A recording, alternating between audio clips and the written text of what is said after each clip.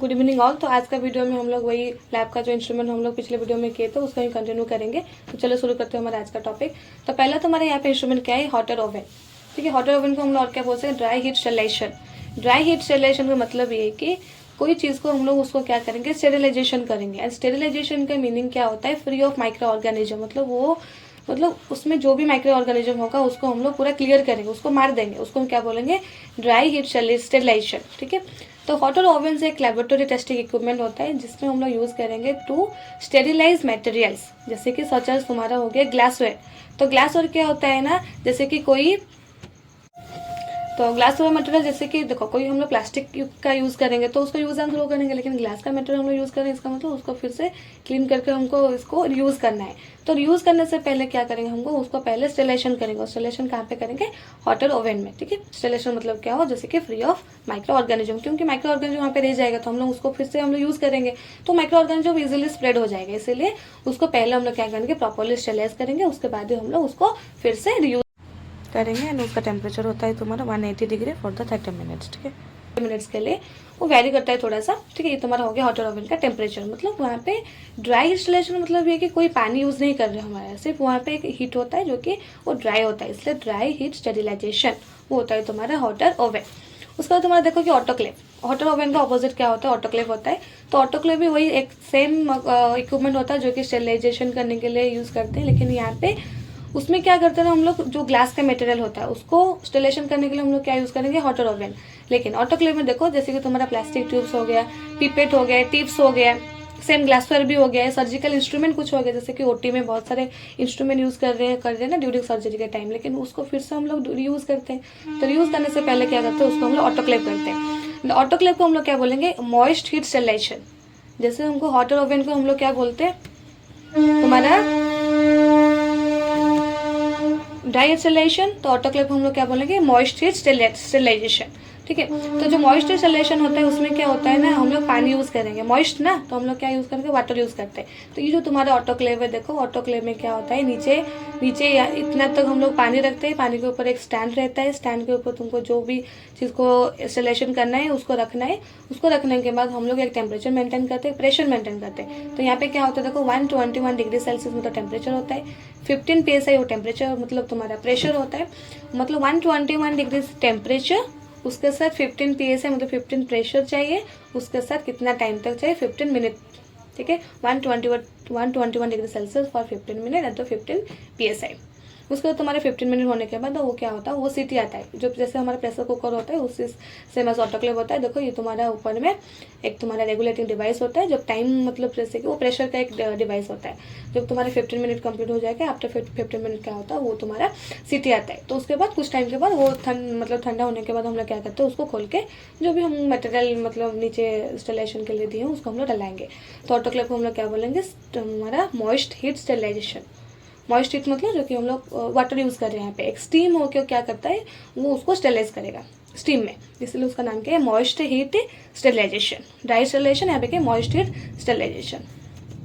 उसको तुम्हारे water bath, देखो वाटर बाथ भी एक लैबोरेटरी इक्विपमेंट होता है जहाँ पे तुम्हारा यूज़ करते हैं, देखो incubate sample at a constant temperature over a long period of time. जैसे कि कोई सैंपल या कोई सोल्यूशन को हमको उसको एक कांस्टेंट टेम्परेचर में रखना है वो लंबा टाइम तक। तो बाहर में जो रूम टेम्परेचर होता है, रूम टेम्परेचर में तो तुम्हारा टेम्परेचर कंट्रोल नहीं होता है, स्टेबल होता है क्या, वो तो चेंज होता है ना। तो इसीलिए कांस्टेंट टेम्परेचर में हमको रखना है, वो लंबा टाइम तक रखना है कोई सैंपल को या सोल्यूशन को। तो उसी टाइम हम लोग क्या यूज़ करेंगे, वाटर बाथ। देखो यहाँ पे तुम्हारा वाटर बाथ है, इसमें एक स्टैंड होता है, उसके ऊपर जो भी तुमको रखना है उसके ऊपर रखेंगे। ठीक है, ये तुम्हारा हो गया वाटर बाथ। उसका तुम्हारा इंक्यूबेटर। तो इंक्यूबेटर देखो वो भी तुम्हारा जैसे कि क्या हमारा हॉटर ओवन जैसे दिखाई दे रहा है ना, तो ये भी एक इंक्यूबेटर एक डिवाइस होता है जिसमें जैसे कि कोई माइक्रो ऑर्गेनिजम्स को ग्रोथ करना है हमको। हम लोग माइक्रोबायोलॉजी लैब में क्या करते हैं, माइक्रो ऑर्गेनिज्म को कल्चर प्लेट में हम लोग उसको ग्रोथ करते हैं ना, ऐसे तुम्हारे कल्चर प्लेट होता है, कल्चर प्लेट के अंदर हम उसको ग्रोथ करते हैं। तो सारे माइक्रो ऑर्गेनिज्म का एक ग्रोथ होने का एक अलग अलग टेम्परेचर होता है ना उनका।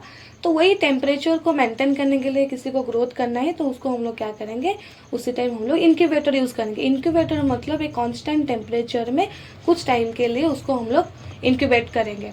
तो जैसे कि फॉर एग्जांपल हो गया तुम्हारा क्या, माइक्रो ऑर्गेनिजम्स ग्रोथ। ठीक है, तो कोई माइक्रो ऑर्गेनिज्म जो ग्रोथ करने के लिए हम लोग क्या यूज़ करेंगे, इंक्यूबेटर। तो इंक्यूबेटर के जगह में इंक्यूबेटर नहीं होगा तो उसे मतलब उनके जगह में हम लोग वाटर बाथ भी यूज़ कर सकते हैं, क्योंकि वाटर बाथ का भी तो सेम ही फंक्शन था ना, जो कि एक कांस्टेंट टेम्परेचर मेंटेन करता है कुछ टाइम के लिए।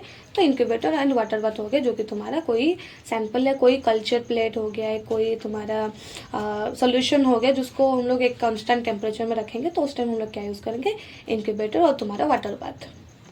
उसके बाद देखो कलरीमीटर और फोटोमीटर। तो इसका मतलब ये है कि ये तुम्हारा यूज़ करते हैं सेमी ऑटोमेटिक मेथड में। सेमी ऑटोमेटिक मतलब हम लोग आधा सॉल्यूशन प्रिपेयर करेंगे, उसके बाद सिर्फ थोड़ा सा जो लास्ट प्रोसीजर होता है उसको उसी टाइम हम लोग क्या यूज़ करेंगे, कलरीमीटर। ठीक है, अभी लेकिन हमारा यूज़ होता है कि स्पेक्ट्रोफोटोमीटर।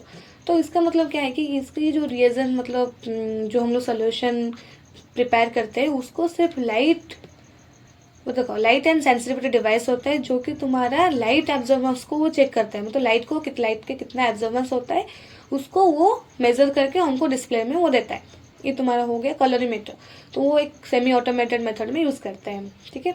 शायद लैब में ये सब अभी यूज़ भी नहीं कर रहे हैं, मतलब जो एडवांस लैब हो गए, क्योंकि ये तो सारे हमारे फुली ऑटोमेटेड यूज़ कर रहे हैं, तो सेमी ऑटोमेटेड अभी यूज़ ही नहीं हो रहा है। और मैनुअल तो छोड़ दो, मैनुअल तो कोई भी लैब में मैनुअल नहीं हो रहा है। और उसको तुम्हारा देखो डेसिकेटर। तो डेसिकेटर एक कंटेनर होता है, जैसे कि क्यों यूज़ करते हैं ना, जैसे कि हमारा कोई हाइड्रोस्कोपी मटेरियल हो गया, केमिकल हो गया, सैंपल हो गया, उसको मॉइस्चर से प्रिवेंट करने के लिए हम लोग क्या यूज़ करते हैं, डेसिकेटर, जो कि वो एक उसका नॉर्मल प्रॉपर्टीज़ हो गया वो स्टेबल करके रखता है, ठीक है। उसका तुम्हारा देखो पीएच मीटर, वो बहुत नॉर्मल है। पीएच मीटर मतलब जो कि तुम्हारा पीएच या तुम्हारा जो कि हाइड्रोजन का कंसंट्रेशन उसको क्या करता है, वो चेक करता है, ठीक है। इसमें इलेक्ट्रोड्स होता है, पॉजिटिव नेगेटिव होता है, तो उस हिसाब से क्या करता है वो तुम्हारा पीएच को डिटरमाइन करके हमको रिपोर्ट देता है। उसमें उसके बाद तुम्हारा लास्ट इंस्ट्रूमेंट जो कि तुम्हारा वाटर प्यूरिफिकेशन, क्योंकि लैब में हम लोग जो बहुत सारे टेस्ट प्रोसीजर कर रहे हैं, टेस्ट के लिए हमको डीआयोनाइज्ड वाटर चाहिए, डिस्टिल वाटर चाहिए, तो वो हमको कहाँ से लाएंगे, इसलिए एक वाटर प्यूरिफिकेशन का एक मशीन होता है जिसमें क्या होता है ना, तुम्हारा डीआयोनाइज्ड वाटर या तुम्हारा डिस्टिल वाटर मिल जाता है, ठीक है। तो ये तुम्हारा हो गया कि जो भी लैब में मेजर या बड़ा इंस्ट्रूमेंट यूज़ करते हैं उसको छोड़ के भी लैब में बहुत सारे छोटा छोटा चीज़ यूज़ करते हैं, बहुत सारे इक्विपमेंट यूज़ करते हैं। तो उसको हम लोग जब धीरे धीरे करके एक एक इंडिविजुअल हम लोग टेस्ट प्रोसीजर पढ़ेंगे, तो सारे टेस्ट प्रोसीजर का हम लोग रिक्वायरमेंट्स पढ़ेंगे, तो वो रिक्वायरमेंट टाइम में मैं थोड़ा सा तुमको एक्सप्लेन कर दूँगी, ठीक है। तो ये हो गया तुम्हारा लैब का इंस्ट्रूमेंट। तो इसमें तुम्हारा कंप्लीट हो गया लैब का इंस्ट्रूमेंट। तो ये जो जो इंस्ट्रूमेंट होता है उसको अच्छे से पढ़ो, उसके साथ फोटो को देखो कि क्या होता है और कैसे वो मतलब कैसा वो वर्किंग करता है, ठीक है। तो आज के लिए हम लोग इतना ही पढ़ेंगे। नेक्स्ट वीडियो में मैं एक अच्छा सा मतलब नया टॉपिक लेके आऊँगी।